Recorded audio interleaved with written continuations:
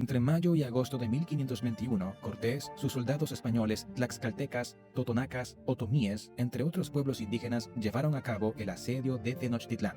La estrategia consistió en cortar los suministros de alimentos y agua a la ciudad, construir embarcaciones para atacar desde el lago Texcoco y finalmente asaltar la ciudad en una serie de combates cuerpo a cuerpo. El asedio tuvo un impacto devastador en la población mexica, que sufrió hambre, enfermedades y una gran pérdida de vidas. El 13 de agosto de 1521, Tenochtitlán cayó en manos de los españoles y sus aliados indígenas. El último tlatoani, Cuauhtémoc, fue capturado y el imperio mexica llegó a su fin. Durante este tiempo, Juárez se centró en la reconstrucción del país, que había sufrido durante los años de guerra civil e intervención extranjera. Uno de los principales desafíos que enfrentó Juárez durante este tiempo fue la situación económica. Las arcas del país estaban vacías y la economía estaba en ruinas. Para afrontar este problema, implementó una serie de medidas como la confiscación de las propiedades de la iglesia y la emisión de papel moneda. Sin embargo, estas medidas a menudo fueron impopulares y provocaron conflictos con la iglesia y otros sectores conservadores de la sociedad. El último tlatoani, Cuauhtémoc, fue capturado y el imperio mexica llegó a su fin. A partir de entonces, Cortés comenzó a consolidar su control sobre el territorio y a establecer la base para la colonia española de la Nueva España, la entidad territorial que entró a formar parte del Imperio Español.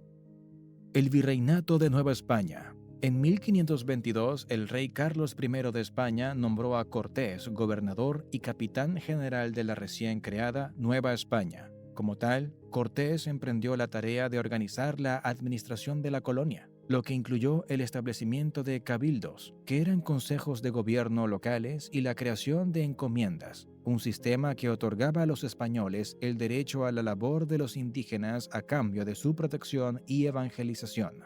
Cortés decidió reconstruir la ciudad de Tenochtitlán, que estaba devastada tras el asedio, y renombrarla como Ciudad de México.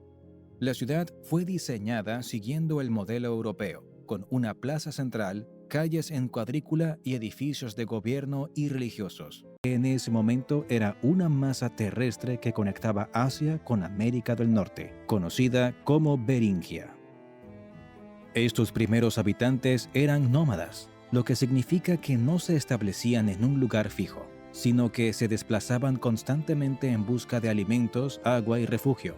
Eran cazadores-recolectores, lo que implica que obtenían sus alimentos de la caza de animales y la recolección de plantas silvestres. Durante milenios, estos grupos humanos fueron desplazándose desde América del Norte hacia el sur, atravesando vastos territorios y enfrentándose a diversos desafíos ambientales, como cambios geográficos y la presencia de animales desconocidos. A medida que avanzaban, adaptaban sus estrategias de supervivencia a las condiciones locales y desarrollaban herramientas y técnicas para facilitar su vida nómada. Eventualmente, algunos de estos grupos alcanzaron la región que hoy conocemos como México.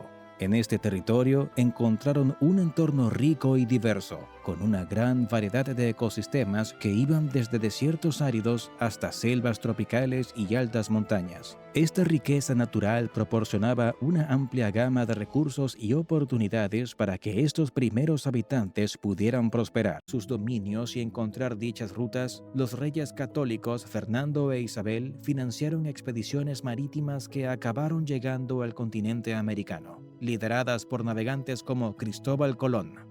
En 1518, el gobernador de Cuba, Diego Velázquez, encargó a Hernán Cortés dirigir una expedición a las costas de México, con el objetivo de explorar, comerciar y establecer alianzas con los pueblos indígenas. Cortés partió de Cuba en febrero de 1519 con alrededor de 500 hombres, 11 barcos y algunos caballos y armas. Pero antes de la llegada de Hernán Cortés a México, otros exploradores españoles habían alcanzado la región.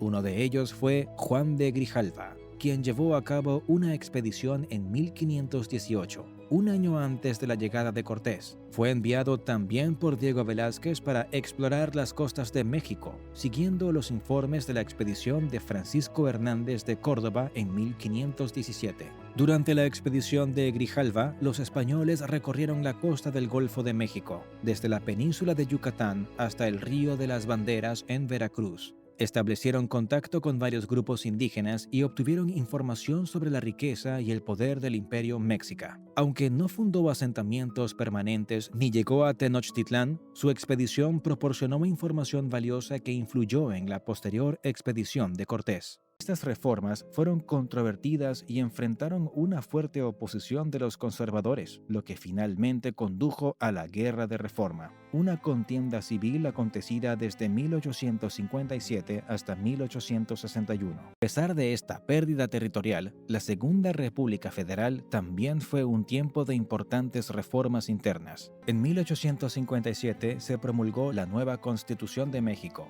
que estableció una república representativa, democrática y federal. Esta constitución fue una de las más liberales de su tiempo, garantizando una serie de derechos civiles y libertades, y sentó las bases para el desarrollo político futuro de México.